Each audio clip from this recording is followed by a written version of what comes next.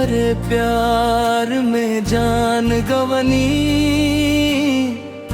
बाकिर तू बेवफा निकल गईलू।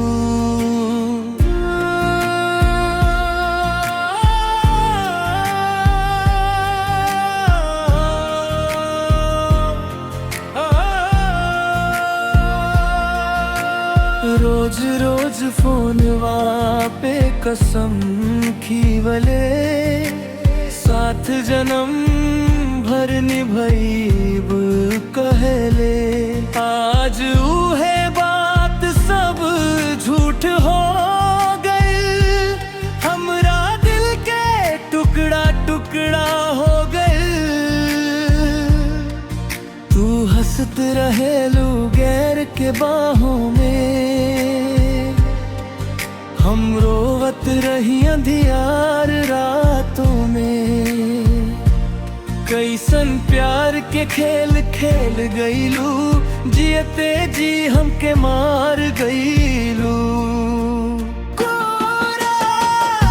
दिलवा टूट गईल हो, नैनवा छूट गईल हो। जाके तू गैर संग हंसलू, हमसे काहे रूठ गईल हो। बेवफा हो गईलू सजना, छोड़ के अकेला गईलू सजना। सातों जन्म के वादा करके एक पल में बदल गईलू सजना।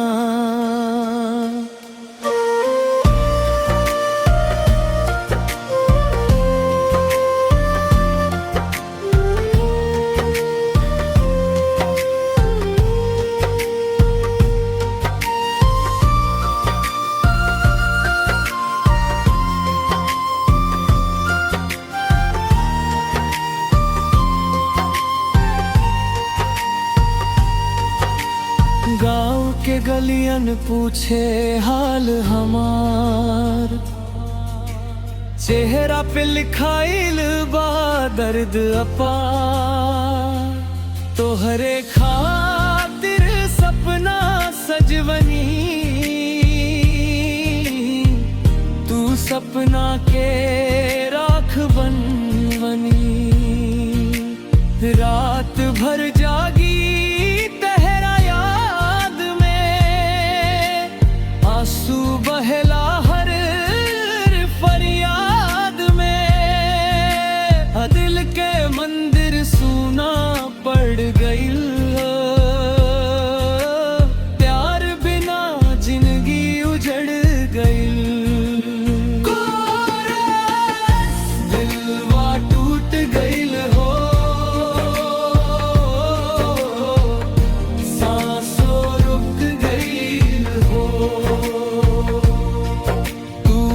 बन गईलू किसी और के, हमरा नसीब फूट गईलू। अब ना करी प्यार के भरोसा, दिलवा सह ना पाई धोखा दोसर। जवन जख्म तू दे के उम्र भर ना भराई हो।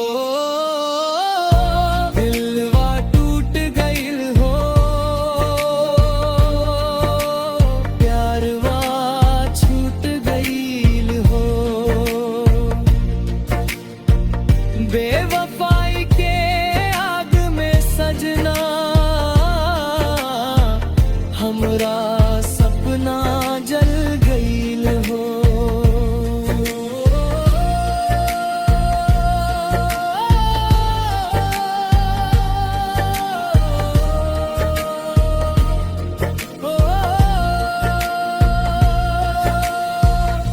तोहरे बिना ए जान